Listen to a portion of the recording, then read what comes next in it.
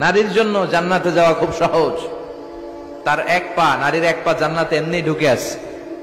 আর কিছু কাজ করলে, 4টা কাজ করলে বাকি পাটাও জান্নাতে ঢুকাই দিবে কে? বিশ্বনবী বলেছেন 4টা কাজ যদি কোনো নারী ঠিকঠাক মতো এই দুনিয়ার বুকে করতে পারে, আল্লাহ তাআলা 8টা জান্নাতের দরজাই নারীর জন্য খুলে দিবে। 1 নম্বরে বিশ্বনবী বললেন, আল মারআতু ইযা সাল্লাত খামসাহা, কোন নারী যদি 5 ওয়াক্ত সালাত সময় মতো আদায় করে, ওয়া সামাত শাহরাহা, রমজানের রোজাগুলো ঠিক মতো রাখে, আতাআত বালাহা, স্বামীর আনুগত্য করে, ওয়া হাফিজাত ফুরুজাহা, নিজের লজ্জাস্থানের হেফাজত করে। 4টা, কয়টা?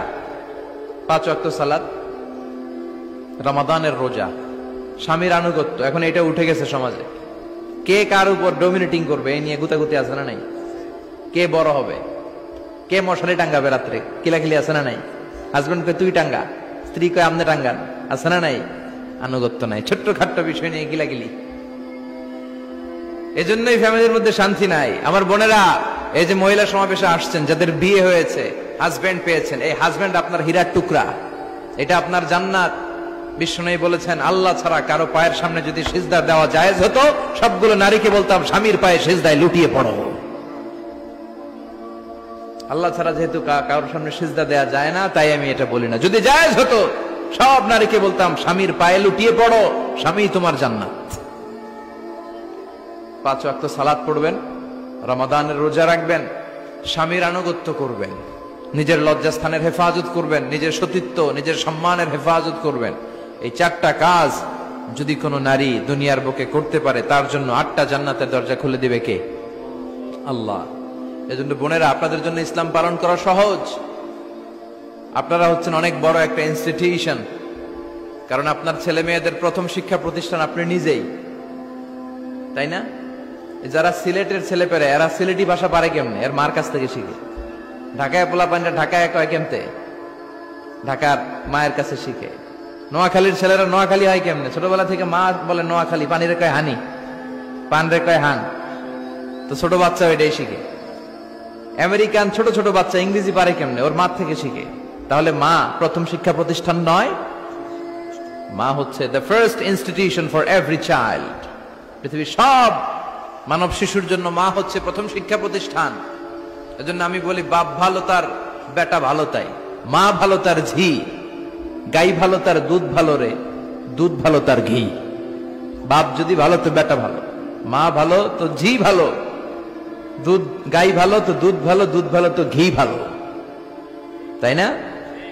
এই নারীদের পেট হচ্ছে খনি, তেলের খনি, গ্যাসের খনি, স্বর্ণের খনির চেয়ে আমি বলি এটা দামি খনি।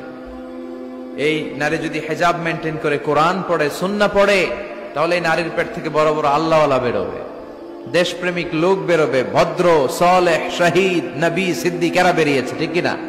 আর এই একই নারী যদি ইসলাম না মানে, স্বামীর আনুগত্য না করে, সালাত না পড়ে, কোরআন সুন্নাহ না মানে, তাহলে এই পেট থেকে বড় বড় ডাকাত, দুর্নীতিবাজ, দেশের সম্পদ যারা লুণ্ঠন করে, অন্যকে হত্যা করে, জুলুম নির্বিচারে করে, এরকম ডাকাত বেরোবে। এজন্য নারীরা সবচেয়ে বড় সম্পদ। বিশ্বনবী বলেছেন, দুনিয়া কুল্লুহা মাতা ওয়া খায়রু মাতা'আদ দুনিয়া আল মারআতুস সালিহা। এই দুনিয়ার সবকিছু হচ্ছে সম্পদ, আর এই সব সম্পদের মধ্যে সবচেয়ে দামি সম্পদ হচ্ছে নেককার নারীরা। তার মানে এই জুরিতে যা তোমরা দেখো সব সম্পদ, আর এই সব সম্পদের মধ্যে দামি সম্পদ এই প্যান্ডেলের ভিতরে যারা আছে, এরা নেককার না? নেককার না হলে ওয়াজ শুনতে আসতো? এই প্যান্ডেলের ভিতরে যে বোনেরা, এরা পৃথিবীর সবচেয়ে দামি সম্পদ। এজন্য নিজেকে চিনেন, নো দাই সেলফ। আপনারা যে কতটা দামি, আপনারা যে কতটা সম্ভাবনাময়ী, এটা একটু বুঝবার চেষ্টা করেন। আবার বিশ্বনবী নারীদেরকে অনেক বিষয়ে সতর্ক করেছেন যে খবরদার এগুলো করো না। নারীদেরকে টাইট ফিটিং জামা পরতে নিষেধ করেছেন। আল কাসিয়াত আল আরিয়াত আল মাইলাত আল মুমিলাত। কিছু কিছু বোনেরা এমন টাইট বোরকা পরে, তার দেহের সব উঁচু নিচু ভাঁজ টের পাওয়া যায়, পুরুষরা আরো বেশি আকৃষ্ট হয়। এই বোনদের ব্যাপারে আমি বলি, বিশ্বনবী বলেছেন, লা ইয়াদখুলনাল জান্নাতা ওয়া লা ইয়াজিদনা রিহাহা। তারা জান্নাতে তো ঢুকবেই না, জান্নাতের ঘ্রাণও এদের নাকে লাগবে না। এখান থেকে জান্নাতে পৌঁছতে আরো 500 বছরের রাস্তা, এত দূরে থাকতেই জান্নাতের ঘ্রাণ আপনার নাকে এসে ধাক্কা দিবে, তারপর ওই নারীরা জান্নাতে ঢুকতে পারবে না। টাইট ফিটিং জামা আছে না নাই? এখন বোরকার মধ্যে অনেক ডিজাইন, ইদানিং এদিকে কিছু ডিজাইন করে পরে, এদিকে করো না, এদিকে করো না, এদিকে করো না, 4টা গম্বুজ বানায় এই জায়গায়, আছে না নাই? এগুলো করে, তো এগুলো করলে তার পর্দার চেয়ে তার সৌন্দর্যের প্রকাশ আরো বেশি হয়ে যায়। এরপরে বিশ্বনবী নিষেধ করেছেন ঝাঁঝালো পারফিউম দিয়ে বেরোতে নিষেধ করেছেন। আমার বোনেরা, নিজেদেরকে ক্লিন রাখবেন, পরিচ্ছন্ন রাখবেন অলওয়েজ। আপনি গায়ে ডিওডোরেন্ট, দুর্গন্ধনাশক পারফিউম দিতে পারেন, তবে সেটা জামার ভেতরে, বাইরে যেন প্রকাশ না পায়। অনেক মহিলা সেজে গুজে বোরকাটা পরে বোরকার উপরে মারে 2টা, আছে না নাই? এই ঝাঁঝালো গন্ধ আশেপাশে যতগুলো পুরুষের নাকে যাবে আপনার প্রতি আকৃষ্ট হবে। বিশ্বনবী নারীদেরকে জানিয়াদের সাথে তুলনা করেছেন, বলেছেন এরা জিনাকারী, এরা পর্দাওয়ালী নয়, এরা বোরকা পরে বেরোলেও লাভ হবে না, এরা জিনাকারিনী, কারণ এরা এদের গায়ের ঝাঁঝালো পারফিউম সুগন্ধ দিয়ে পরপুরুষকে আকৃষ্ট করার চেষ্টা করেছে। এটা একেবারে নিষেধ, এটা করবেন না। তাহলে টাইট ফিটিং বোরকা পরবেন না, ঢিলে ঢালা পরবেন, পাতলা জামা পরবেন না যে জামা দিয়ে আপনার শরীর দেখা যায়। নাম্বার 3, ঝাঁঝালো কোনো পারফিউম গায়ের মধ্যে মাখবেন না। নাম্বার 4, বিষ্ণু বলেছেন খবরদার আলগা চুল লাগাবে না কোনো নারীরা। লাগায় অনেকে, জুড়িতে এগুলা নাই। অনেক নারীর চুল হয়তো ছোট, সে আলগা চুল লাগায়া সুন্দরী সাজে, বিশ্ব সুন্দরী ঐশ্বরিয়া রায় হইতে চায়, আছে না নাই?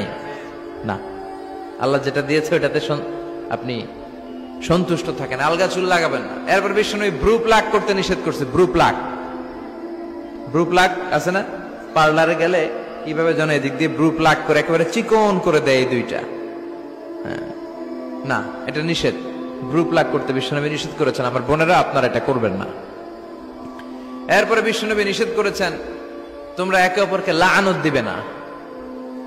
2 কারণে নারীরা জাহান্নামে যাবে বেশি। বিশ্বনবী মেরাজ থেকে এসে বললেন, ইয়া মা'আশারান নিসা, ও নারীরা, তাসাদ্দাকনা, তোমরা বেশি বেশি সদকা করো, দান খয়রাত করো।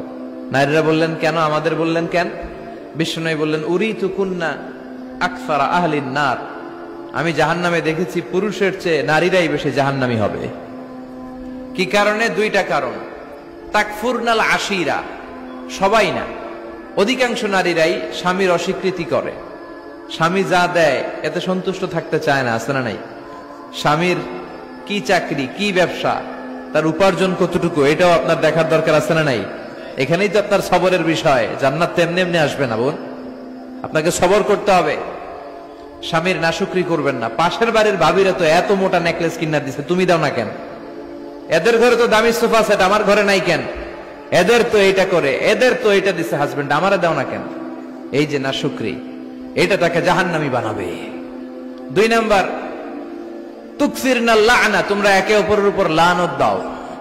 নারীরা রেগে গেলেই একজন আরেকজনের লানত দেয়। হেতুর উপরে আল্লাহর ঠেড়া হইতো, হেতুর উপরে আল্লাহর গজব হইতো, মানে তার উপর আল্লাহর গজব পড়ুক। এভাবে ঝগড়া লাগলে এক মহিলা আরেক মহিলাকে লানত দেয়। জুরির বোনেরা অবশ্য এগুলো দেয়টাই না, মাঝে মাঝে দে। আচ্ছা, তো এগুলো করা যাবে না। স্বামীর নাশুকরি করা যাবে না, এরপর লানত দেয়া যাবে না। এই যে বিষ্ণুনবী যেগুলো নিষেধ করলেন, এগুলো থেকে যদি আমরা বেঁচে থাকি, আর যে 4টা কাজের কথা বললেন, এগুলো যদি আমরা করি, তাহলে জান্নাতে যাওয়ার পথকে আমাদের জন্য সহজ করে দিবে কে? আমি সব সময় নারীদেরকে 6 জন নারীর জীবনী পড়তে বলি, আপনারাও পড়বেন, বাজার থেকে কিনবেন। আসিয়ার জীবনী, আসিয়া ইমরাতু ফেরাউন, ফেরাউনের বউয়ের নাম হক্কা, নাম খিতা আসিয়া। এই আসিয়ার জীবনীটা প্রত্যেক নারীর জন্য পড়া ফরজ। কিভাবে তিনি ঈমান বাঁচিয়েছেন আপনি দেখবেন। এরপরে মারিয়ামের জীবনী পড়া ফরজ। মারিয়াম আলাইহিস সালাম, কিভাবে তিনি ইবাদতে মশগুল ছিলেন। 2 জন গেল। 3 নাম্বার, বিশ্বনবীর প্রথম স্ত্রী খাদিজা আল কুবরা তাহেরা। পতি ভক্তি কারে বলে, স্বামী ভক্তি কাকে বলে, আপনি দেখতে পাবেন ওনার জীবনীতে। 4 নম্বরে, বিশ্বনবীর একমাত্র কুমারী স্ত্রী আয়েশা রাদিয়াল্লাহু তাআলা আনহা, কিভাবে জ্ঞান অর্জন করতে হয় 2220টা হাদিস তিনি বর্ণনা করেছেন। নারীদের মধ্যে সবচেয়ে বেশি হাদিসের বর্ণনাকারী। ফ্যামিলির হাদিসগুলো বর্ণনার জন্য আল্লাহ তাআলা মা আয়েশাকে বিশ্বনবীর ঘরে ট্যাপ রেকর্ডার হিসেবে পাঠিয়েছিলেন। বিষ্ণুবী যা বলতেন সব মুখস্থ করে নারীদের কাছে ওয়াজ করে ছড়াইয়া দিত। কি নারী ছিল? মা আয়েশার জীবনী পড়তে হবে। সব শেষে বিশ্বনবীর কলিজার টুকরা নয়নের পুটলি ফাতেমাতুল আজ-জাহরা, ফাতেমাতুজ জাহরার জীবনী পড়তে হবে। তার জীবনী থেকে আপনি পাবেন কিভাবে পর্দা করতে হয়। উনি মরার আগে আলীকে বলে গেলেন, আলী, জীবদ্দশায় আমারে কেউ দেখে নাই, নবীর মেয়ে মোটা না চিকন, লম্বা না খাটো। মরার পরেও বেশি মানুষে জানাজা আসতে বলো না, রাত্রিবেলা অল্প কয়েকজন লোককে নিয়ে জানাজা দিয়ে আমার কবর দিয়ে দিও।